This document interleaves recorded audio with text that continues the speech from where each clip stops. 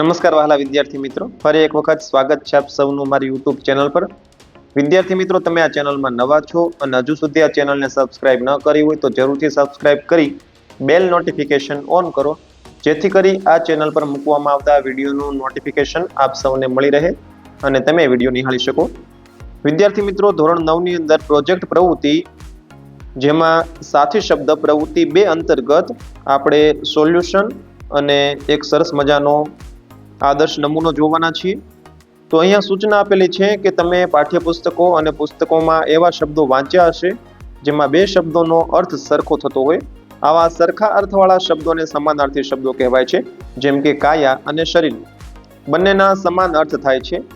આવા સમાન અર્થ ધરાવતા હિન્દી ભાષાના શબ્દો શોધી તેની યાદી અહીં આપેલ જગ્યામાં તૈયાર કરવાની છે। હિન્દીમાં વાત કરવાના સમયે આ શબ્દોનો વારંવાર ઉપયોગ કરો અને તમારા મિત્રોને પણ આવા શબ્દો વાંચી સંભળાવો।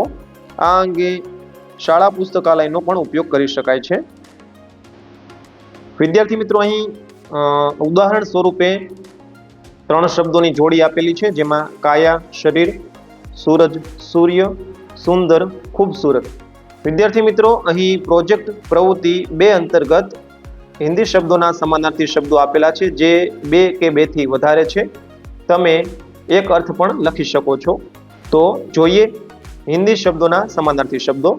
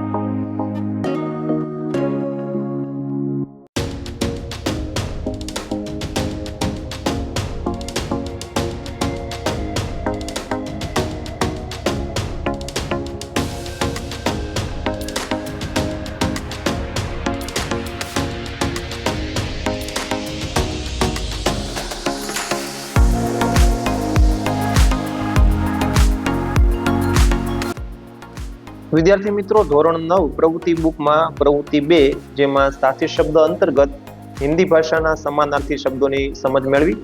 વિદ્યાર્થી મિત્રો, આગળની પ્રવૃત્તિઓના વિડીયો નિહાળવા માટે આ ચેનલને જરૂરથી સબસ્ક્રાઇબ કરો.